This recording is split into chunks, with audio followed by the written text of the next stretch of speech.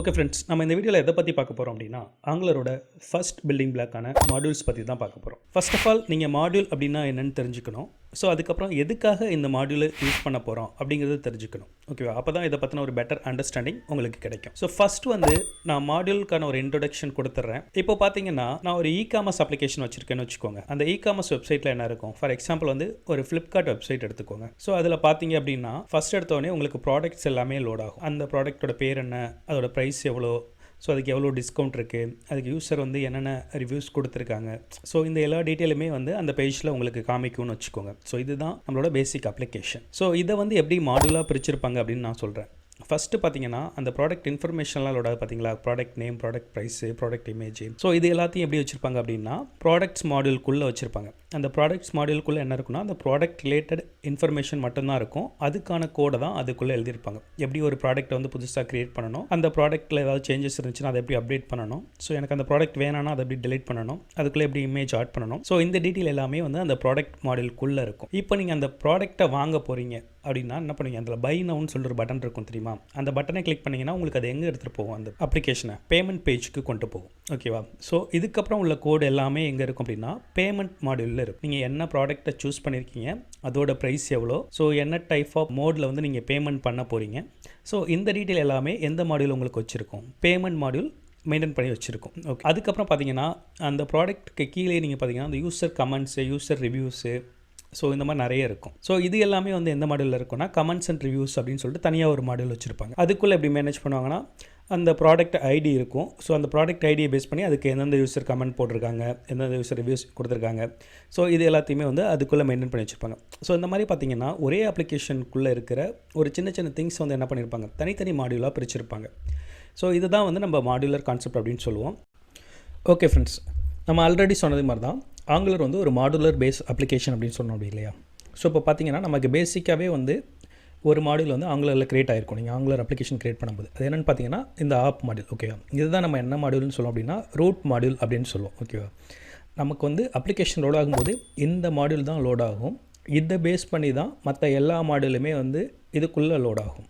ஓகேவா? அதனால தான் இந்த மாடியூல் நம்ம ரூட் மாடியூல் அப்படின்னு சொல்கிறோம். ஸோ இப்போ இந்த மாடியூலுக்குள்ளே என்னென்ன இருக்கும் அப்படின்னு பார்த்தீங்கன்னா ஜஸ்ட் இந்த மாடியூல் ஃபைல் ஓப்பன் பண்ணிக்கோங்க. இதில் பார்த்தீங்கன்னா @NgModule அப்படின்னு சொல்லிட்டு ஒரு டெக்கரேட்டர் இருக்குது பார்த்தீங்களா.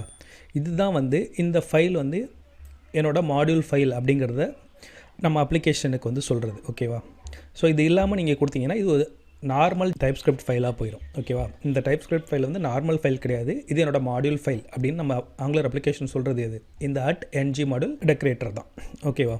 ஸோ இதுக்குள்ளே நீங்கள் பார்த்தீங்கன்னா உங்களுக்கு ஒரு 5 செக்ஷன் இருக்கும். ஓகேவா? இதுக்குள்ளே இங்கே 4 செக்ஷன் தான் இப்போதைக்கு இருக்குது. இது இல்லாமல் இன்னொன்று இருக்குது, அதையும் நான் சொல்கிறேன்.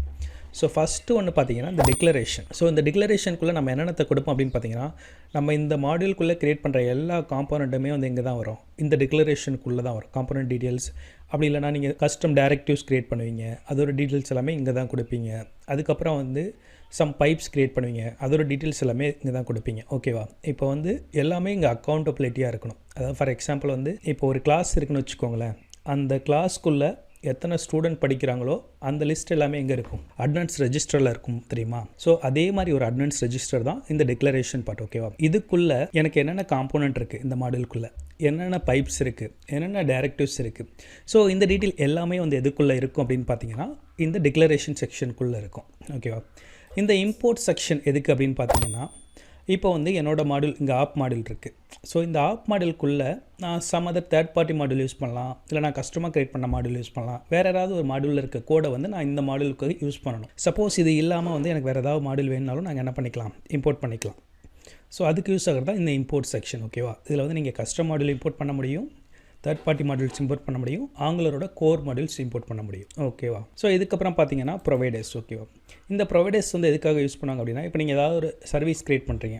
ஓகேவா? அந்த சர்வீஸ் எனக்கு ரூட் லெவலில் க்ரியேட் பண்ண வேணாம், நான் ஜஸ்ட் இந்த மாடியூலுக்காக மட்டும் க்ரியேட் பண்ணணும் அப்படின்னா நீங்கள் அந்த சர்வீஸ் டீட்டெயிலை இங்கே கொடுக்கணும். ஓகேவா? காம்போனன்ட் டீட்டெயில்ஸ் டிக்ளரேஷனில் கொடுப்பீங்க, நீங்கள் க்ரியேட் பண்ண சர்வீஸோட டீட்டெயில் எங்கே கொடுப்பீங்க, ப்ரொவைடர் செக்ஷனில் கொடுப்பீங்க. ஸோ அதுக்காக யூஸ் பண்ணுறதா இந்த ப்ரொவைடர். ஓகேவா?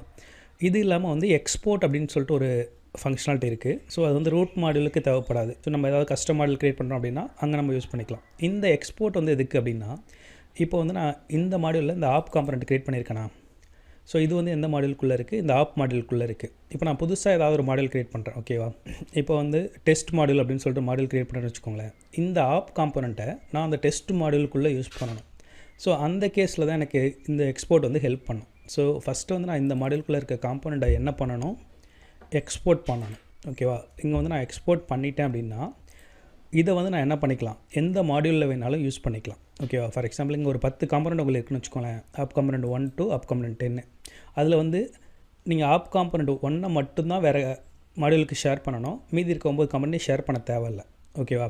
அந்த கேஸில் பார்த்தீங்கன்னா இங்கே நீங்கள் எந்த காம்பனண்ட்டை ஷேர் பண்ணமோ அந்த காம்பனண்ட் டீட்டெயிலை மட்டும் கொடுத்தா போதும், மற்ற டீட்டெயில் எதுவுமே கொடுக்க தேவையில்லை, ஓகேவா. நீங்கள் வந்து இந்த மாடியூலில் வேறு ஒரு மாடியூலுக்குள்ளே ஸோ இந்த இம்போர்ட் செக்ஷனில் இம்போர்ட் பண்ணும்போது அது எந்த கோடை மட்டும்தான் அங்கே ஷேர் பண்ணும். இந்த எக்ஸ்போர்ட்குள்ளே நீங்கள் என்ன கொடுத்துருக்கீங்களோ அதுக்கான கோடை மட்டும்தான் அங்கே ஷேர் பண்ணணும். மற்றது எல்லாமே வந்து என்ன இருக்கும், உங்களுக்கு கான்ஃபிடென்ஷியலாக இருக்கும், ஓகேவா. அதுக்காக தான் இந்த எக்ஸ்போர்ட் செக்ஷன். இது நமக்கு ரூட் மாடியூலில் தேவையில்லை. ஸோ நெக்ஸ்ட் அண்ட் ஃபைனல் பார்த்தீங்கன்னா பூட் ஸ்ட்ராப். ஸோ இந்த பூட் ஸ்ட்ராப் பார்த்தீங்கன்னா உங்களோட ரூட் மாடியூலில் மட்டும்தான் இருக்கும். ஸோ இது வந்து எதுக்காக அப்படின்னா என்னோட ஆங்குலர் அப்ளிகேஷன் இருக்கு இல்லையா, இந்த அப்ளிகேஷன் லோட் ஆகும்போது இப்போ பார்த்தீங்கன்னா எனக்கு 4200 லோட் ஆகிட்டுருக்கு. இங்கே ஒரு காம்பனண்ட் வருது பாருங்கள். ஸோ இதை இன்ஸ்பெக்ட் பண்ணிவிட்டு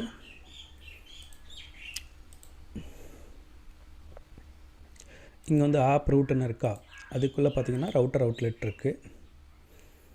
இந்த ஆப் ரூட் காம்பனண்ட் இருக்கு இல்லையா, இந்த ஆப் ரூட் காம்பனண்ட் தான் வந்து நமக்கு இனிஷியலாக இங்கே லோட் ஆகும், நம்மளோட அப்ளிகேஷனில் லோட் ஆகும். ஸோ இந்த ஆப் ரூட் காம்பனண்ட் அப்படின்றது தான் வந்து நம்மளோட ஆப் காம்பனண்ட், ஓகேவா. நம்மளோட அப்ளிகேஷன் லோட் ஆகும்போது எந்த காம்பனண்ட் ஃபஸ்ட்டு லோட் ஆகணும் அப்படிங்கிறத வந்து சொல்கிறதுக்கு தான் இது இந்த பூட் ஸ்ட்ராப். இப்போ இந்த பூட் ஸ்ட்ராப்பில் பார்த்தீங்கன்னா ஆப் காம்பனண்ட் இருக்கா. ஸோ இந்த ஆப் காம்பனண்ட்டுக்கான டைப் ஸ்கிரிப்ட் ஃபைல் ஓப்பன் பண்ணி பார்த்தீங்கன்னா அதோட செலக்டர் வந்து எப்படி இருக்குது, ஆப் ரூட்னு இருக்கா. இந்த பேரில் தான் உங்களுக்கு என்ன ஆயிருக்கும், இந்த காம்பனண்ட் இங்கே லோட் ஆகிருக்கும், ஓகேவா. அந்த செலக்டர் பற்றி நான் உங்களுக்கு நெக்ஸ்ட் வீடியோவில் சொல்கிறேன். காம்பனண்ட்டை பற்றி பேசும்போது அதை பற்றி பேசலாம். ஸோ இப்போதைக்கு நீங்கள் டிவியேட் ஆகிக்க வேணாம். ஸோ இப்போ வந்து உங்களுக்கு ஒரு மாடியூல்னால் என்னென்னு புரிஞ்சிருக்கும், ஒரு மாடியூலுக்குள்ளே என்னென்ன செக்ஷன் இருக்கும் அப்படின்னு புரிஞ்சிருக்கும். ஸோ அந்த செக்ஷன்லாம் நம்ம எதுக்கு யூஸ் பண்ணுறோம் அப்படிங்கிறது தெரிஞ்சிருக்கும், ஓகேவா. இதுதான் வந்து பேசிக்.